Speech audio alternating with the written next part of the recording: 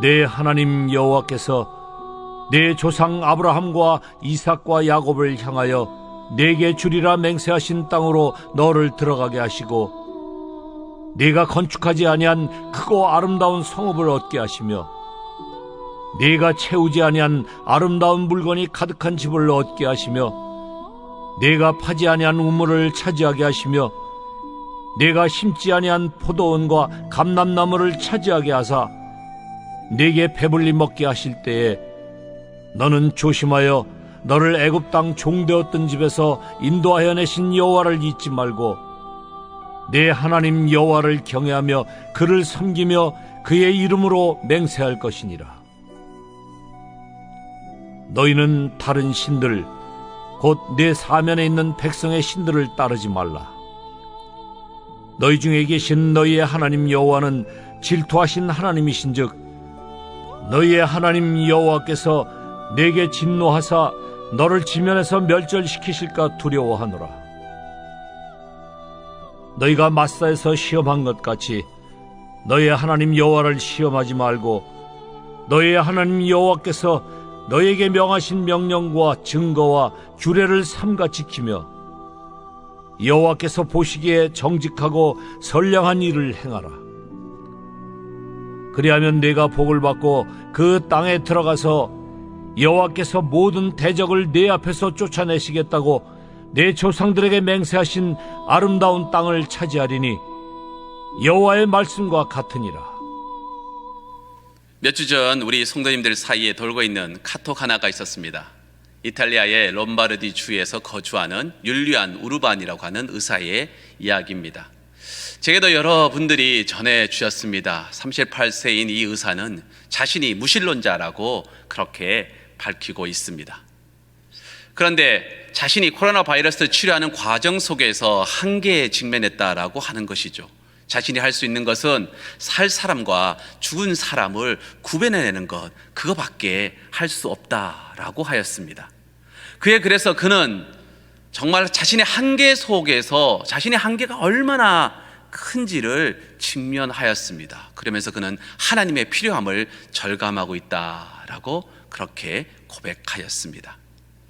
어떤 성도분과 또다시 이런 이야기를 나누게 되었습니다. 목사님, 요즘은 화장지 사기도 참 어려운데 그런데 성경책도 참 많이 팔리는 것 같아요 라고 그렇게 말씀하셨습니다. 왜 그러냐고 물었더니 자신이 가는 서점에 정말 오랜만에 우리가 이 전체가 격리가 되기 전에 갔었었는데 그 성경책 섹션에 성경책이 많이 빠져 있는 것을 보았다라는 거죠. 어려움이 닥칠 때는 사람들이 하나님을 찾습니다. 신앙을 가지지 않는 사람들도 어려움에 처하게 되면은 그들은 하나님을 찾고 신을 찾게 됩니다. 저희 대학 친구 중 하나가 참 어려움에 처한 적이 있었습니다. 가정이 깨어질 위기가 되었을 때에 그녀는 예수님을 믿지 않는 친구이지만은 제게 전화를 걸어서 우리 가정을 위해서, 나를 위해서 기도해 달라라는 이야기를 저는 잊을 수가 없습니다. 친구를 위해서 기도해 주며 이제는 내 자신이 하나님께 기도하라라고 가르쳐 주었던 것을 기억하게 됩니다. 어려움이 닥치게 되면 하나님을 찾습니다. 그런데 그것이 해결되면 하나님과 멀어지는 경향이 우리 성도들에게도 있습니다. 아니, 그건 당연한 것 아닙니까? 이렇게 말할 수 있지만은 하나님께서는 소위 말해서 화장실 들어갈 때와 나올 때 다른 그런 믿음 생활을 우리에게 원하시는 것은 아니십니다. 오늘 본문의 말씀의 배경을 보면은 가나안 땅에 들어갈 때를 지금 가정을 하고 있습니다. 하나님께서 이스라엘 백성에게 그곳에 물질의 복을 주셨습니다. 그들은 건축하지 않는 크고 아름다운 성을 가지게 되었고 물건이 가득한 집에 얻을 수 있는 기회도 얻게 되었습니다. 파지도 않는 우물을 얻게 될 것이며 먹을 것도 배불리 먹을 수 있을 것이다 라고 그렇게 말씀하셨습니다. 한마디로 말해서 내가 노력한 것보다 더 큰 은혜를 하나님께서 허락하여 주셔서 큰 물질의 복을 받고 평안하게 생활하게 될 것이다 라는 겁니다. 하나님은 이때를 조심하라 라고 말씀합니다. 12절의 말씀을 우리가 함께 읽어보겠습니다. 너는 조심하여 너를 애굽 땅 종되었던 집에서 인도하여 내신 여호와를 잊지 말고. 11절 후반부와 연결해서 읽어보면은 이렇게 연결됩니다. 내가 배불리 먹게 하실 때에 너는 조심하여. 하나님께서 광야에서 이스라엘 백성을 먹이시고 입히셨지만 광야 생활은 결코 만만치 않습니다. 낮에는 더위와 밤에는 추위와 싸워야 했습니다. 약속의 땅 가나안 땅으로 들어가서는 전쟁을 치러야 했으며 성을 하나하나씩 점령해 나가는 것도 쉽지 않았습니다. 하지만 하나님의 도우심을 받아 하나씩 점령해 가게 되었고 가나안 땅 대부분은 점령이 되었습니다. 그리고 나니 짓지 않는 성도 생겼고 집도 생겼고 파지 않는 우물도 가지게 되었습니다. 농사를 지었습니다. 그런데 하나님께서 큰 은혜를 허락하여 주셔서 베푸셔서 풍년을 경험하게 되었습니다. 그래서 배불리 먹게 되었습니다. 문제는 배가 부른 데서부터 항상 시작합니다. 먹고 살기 바쁠 때에는 부부가 서로가 격려하며 사랑합니다. 그런데 먹고 살만 하니까 가정의 위기가 찾아오는 경우를 우리는 주변에서 종종 그런 이야기를 듣습니다. 왜냐하면 배가 부르기 때문에 그렇습니다. 여유가 생기니 다른 것을 바라보는 겁니다. 위대한 믿음의 사람 다윗 왕이 밧세바를 간음하고 우리아의 교살이 시작된 것도 바로 배가 부른 때였습니다. 이스라엘과 암몬의 전쟁 상황이 있을 때에 다윗은 출전하지도 않았습니다. 그만큼 나라의 국력이 강력했기 때문에 군대 장관 요압만 출전하여도 이길 수 있는 전쟁이라 판단이 섰기 때문에 그렇습니다.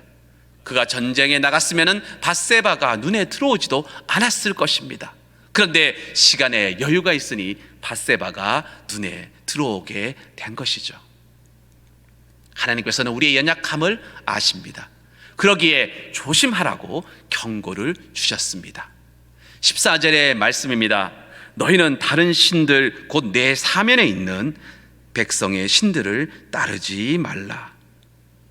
힘들고 어려우면 주변에 다른 신들이 있는지도 모릅니다. 배가 부르면 주변이 이렇게 보이게 되는 겁니다. 그렇게 하나님께서는 12절에서 말씀하신 것처럼 너는 조심하여 좋을 때에 교만하지 않고 겸손하도록 내가 한 것이 아니라 하나님께서 한 것을 인정하라라는 겁니다. 예전에 제가 설교할 때에 한번 말씀드린 적이 있는데 저는 제게 누군가 칭찬할 때는 습관적으로 하나님의 은혜입니다 라고 이렇게 말합니다. 그것은 하나님께 영광을 돌리는 것은 당연한 것이지만은 사실 그것은 저를 지키기 위함입니다. 처음 설교자가 된 이후에 설교가 끝났을 때에 성도님들 중에서 은혜 받았습니다 라고 이렇게 말씀을 전해주신 분들이 있었습니다. 사실 제가 설교를 잘해서 그런 것도 아니죠. 격려 차원에서 아마 그렇게 말씀하셨는데 참 놀라웠고 신비한 것은 제가 그 이야기를 이렇게 듣게 되었을 때에 묘한 기분이 들었습니다. 제가 정말 잘했다는 생각이 든 겁니다. 제 안에 교만이라는 이 뱀이 순식간에 올라와서 저를 배부르게 만들어버렸습니다. 금세 하나님을 잊어버리게 만드는 것이었죠. 그래서 저는 저의 선생님께 질문을 하게 되었고 답이 바로 하나님께 영광을 돌리라는 것이었습니다. 너는 조심하여 너의 애굽 땅 종되었던 집에서 인도하여 낸 여호와를 잊지 말고. 하나님을 잊으면 넘어집니다. 그런데 하나님을 의식하면 넘어지지 않습니다. 이스라엘 백성들은 광야에서 하나님의 은혜를 엄청나게 경험했습니다. 16절에 나오는 지명 마사에서도 이스라엘 백성들은 놀라운 은혜를, 기적을 경험했습니다. 바위에서 물이 나오는 것을 받아먹는 경험을 한 것입니다. 그런데 모세는 이 지역의 이름을 마사라고 불렀습니다. 마사의 뜻은 시험입니다. 하나님을 시험했다는 것이죠. 출애굽기 17장 7절은 이렇게 말씀하고 있습니다. 그가 그곳 이름을 마사 또는 무리바라 불렀으니 이는 이스라엘 자손이 다투었음이요 또 그들이 여호와를 시험하여 이르기를 여호와께서 우리 중에 계신가 안 계신가 하였음이더라. 홍해를 가르고 광야에서 만나와 메추라기로 시와 때를 맞추어서 먹이시는 하나님을 잊어버리고 목이 마르니 모세에게 달려가서 다투었던 겁니다. 물을 내어달라고 다투었습니다. 이는 사실 모세의 다툰 것이 아니라 하나님을 시험하였고 하나님과 다툼이었다는 것이었죠. 그래서 그것을 마사이고 무리바라고 그렇게 부르게 된 겁니다. 하나님을 시험하고 다투었던 이 땅의 또 다른 이름이 바로 르비딤입니다. 아말렉과 르비딤 골짜기에서 전쟁한 곳이기도 합니다. 모세가 산 위에서 팔을 쭉 뻗쳐 들고 축복할 때에 이스라엘은 전쟁에서 이깁니다. 그런데 힘이 들어서 팔을 이렇게 내리게 됐을 때는 이스라엘이 아말렉에 밀렸습니다. 그래서 아론과 훌이 모세의 양팔을 잡고 있었습니다. 그때 이스라엘은 아말렉과 전쟁에서 승리하게 된 것이죠. 모세는 그곳에 제단을 쌓았는데 그 제단의 이름이 여호와 니시라고 그렇게 불렀습니다. 여호와는 나의 깃발, 나의 군기라는 의미죠. 우리의 군기는 바로 하나님이시다라는 의미입니다. 이스라엘의 군대는 여호와 하나님께서 대장 되시며 그를 의지하며 싸우는 군대라는 것을 선포하는 것이라고 말할 수 있습니다. 재미있지 않습니까?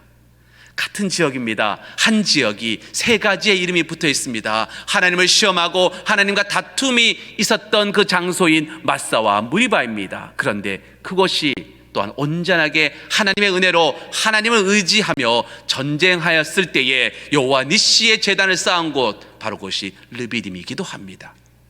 무엇을 바라보냐라고 하는 것이죠. 하나님의 은혜를 잊어버리는 인생은 마사가 되고 무리바가 됩니다. 그런데 하나님의 은혜를 바라보며 하나님을 의지하는 인생은 르비딤의 승리를 경험하게 되는 것입니다. 18절과 19절의 말씀을 우리가 함께 읽어보겠습니다. 여호와께서 보시기에 정직하고 선량한 일을 행하라. 그리하면 내가 복을 받고 그 땅에 들어가서 여호와께서 모든 대적을 내 앞에서 내쫓으시겠다고 내 조상에게 맹세하신 아름다운 땅을 차지하려니 여호와의 말씀과 같으니라. 아멘. 이것이 하나님께 복을 받는 비결입니다. 하나님을 의식하십시오. 늘 하나님을 의식하는 삶을 살아가는 것이 우리가 복을 받는 비결입니다.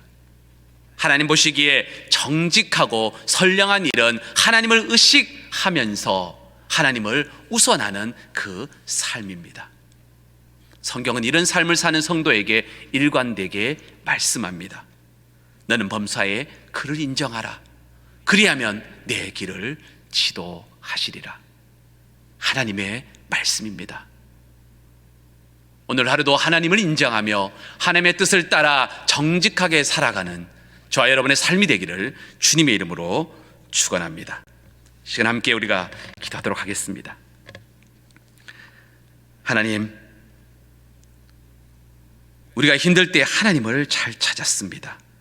그러나 평안할 때, 배부를 때는 하나님을 잊어버리고 그렇게 살아갔습니다.